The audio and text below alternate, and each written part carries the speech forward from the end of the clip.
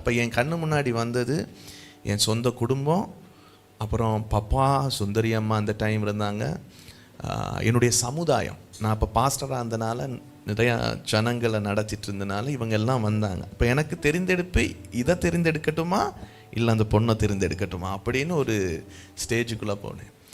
அப்போ தான் பிதாவின் நன்மைகள், அப்போ எனக்கு பிதான்னு தெரியாது, பிதா என்ற இடம் 2016 பிறகு தான் அறிய ஆரம்பித்தேன். அப்போ தேவனுடைய நன்மையை என் கண்ணு முன்னாடி கொண்டு வந்து அவர் என்னை எப்படி கொண்டு வந்தார், என்னை நடத்தினார், நான் இன்றைக்கி யாராக இருக்கிறேன்னு சொல்லும்போது அவருடைய அன்பை உணர, அந்த அன்புக்கு முன்னாடி இதை என்னால் தட்டி கழிக்க முடிஞ்சிச்சு.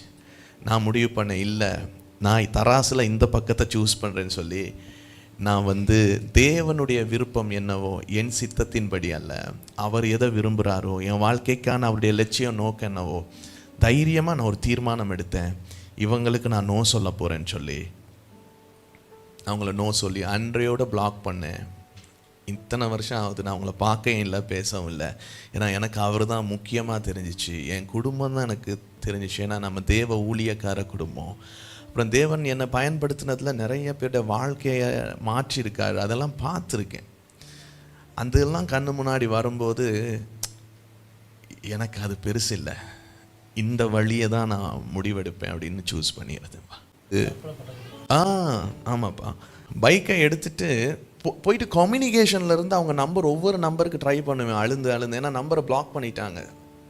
நான் தான் அப்படியான என்னால் நினைக்கவே முடியாது. அது எந்த இடத்துக்கு கூட்டிகிட்டு போயிட்டுன்னா, என்னுடைய பைக்கை எடுத்துகிட்டு போய் ஸ்பீடாக ட்ரெயின் போகிற இடத்துல அங்கே அந்த பேரியர் இல்லை, ட்ரெயின் இப்படி வரும்போது நான் ஆப்போசிட்லேருந்து பைக்கை ரேஸ் பண்ணிட்டு போய் ட்ரெயினில் முட்டுறதுக்காக நான் தற்கொலை பண்ணலாம் என்று எத்தனையோ பேரை தற்கொலையிலேருந்து காப்பாற்றிருக்கேன். ஆனால் எனக்குள்ள அப்படி ஒரு உணர்வு வருது, தற்கொலை பண்ணலாம் அப்படின்னு சொல்லி பைக்கை ரெடி பண்ணிட்டு இருக்கும்போது நிறைய நேரங்களில் ஒரு கையை நான் உணர்வேன், கையை எப்படி பிடிக்கிறது. ஃபர்ஸ்ட் டைம் 2007 சிங்கப்பூரில் உணர்ந்தேன்.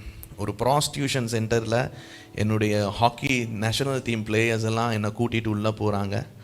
அந்த டைமு என்னை ஒரு கை பிடிச்சி அப்படியே இழுத்துட்டு போனதை நான் உணர்ந்தேன். அங்கே இளநீ கடை இருக்குல்ல சிங்கப்பூரில், அந்த இடத்துல கொண்டு போய் உட்கார வச்சுட்டு அந்த சத்தம் என் முன்னாடின்னு சொல்லுது, நீ என்னுடையவன் அப்படின்னு. அந்த சத்தம் எனக்கு திரும்பவும் இங்கே கேட்குது சூசைட் டைமில்.